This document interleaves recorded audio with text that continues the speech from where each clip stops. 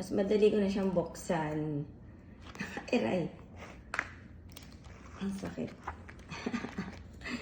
Ouch!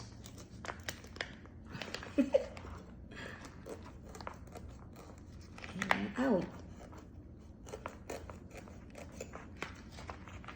Grabe. Kakatus. Bumili kami ng 3 kahapon. Ayun.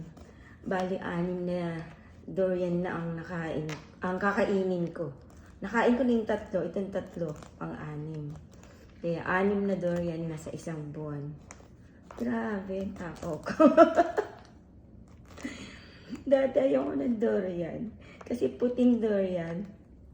Galing Davao. Maamoy yun.